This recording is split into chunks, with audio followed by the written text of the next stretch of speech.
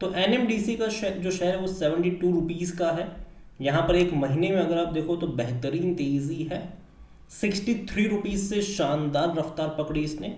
और जहाँ तक बात करें एक साल की तो 16-17% का फॉल भी है।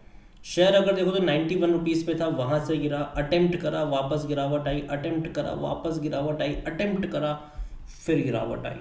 देखो अप्स एंड डाउन्स आते रहे हैं, लेकिन हालांकि मैं कह दूं कि ये वो कंपनी है जो डिविडेंड भारी भरकम पे करता है। और एक्चुअली 90 रुपये नहीं, ये उससे कई ऊपर ट्रेड कर रहा था। ये बोनस के चलते प्राइस एडजस्टेड है, एक शेयर के 3 शेयर आपको यहाँ पर मिले थे, और यही वजह है कि भाई साहब इसका 5 साल का 170% का ग्रोथ है।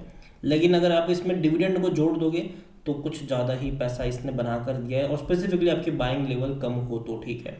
एक हाई प्राइस पर गया ज़रूर था, वहाँ से मेजर फॉल भी हमें यहाँ पर देखने को मिला है। अब अटेम्प्ट कर रहा है, देखते हैं कि कितना सक्सेसफुल हो पाता है ये।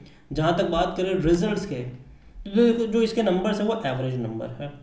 आपको रेवेन्यू वाइज नंबर अच्छे लगेंगे, तकरीबन 7,445 करोड़ का इनका टोटल इनकम रहा, जो कि पिछले साल इसी क्वार्टर में 6,890 करोड़ का था, और इससे पहले के क्वार्टर में 6,900 करोड़ के आसपास का था।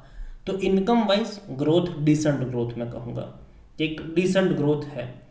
लेकिन साथ ही साथ देखो तो उस ग्रोथ के साथ खर्चे भी इनके बढ़े हैं।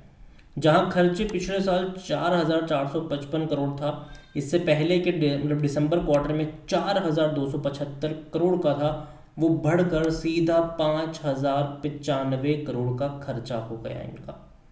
और अगर आप प्रॉफिट बिफोर टैक्स अगर आप देख रहे हो, बिफोर एक्सेप्शनल आइटम देख रहे हो, तो वो पिछले साल के मुकाबले भी कम है।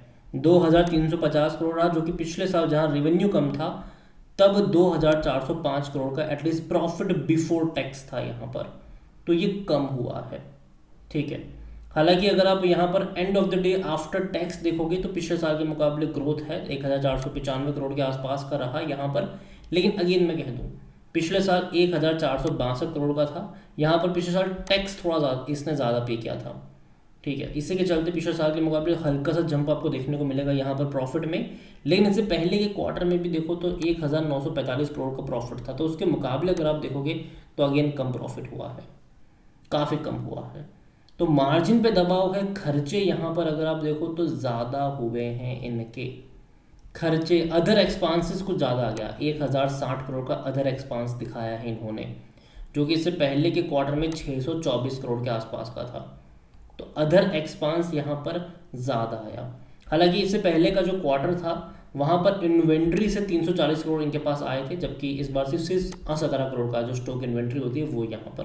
तो खर्चे इस बार ज़्यादा हुए, जिसके चलते अगर आप देखो तो नंबर्स उतने ज़्यादा अच्छे देखने को नहीं मिल रहे हैं। स्पेसिफिकली अगर मैं प्रॉफिट्स की बात करूँ तो, क्योंकि ग्रोथ नहीं है, ग्रोथ नहीं है प्रॉफिट में। रेवेन्यू भले ही बढ़ गया लेकिन प्रॉफिट घट गया मेरे हिसाब से।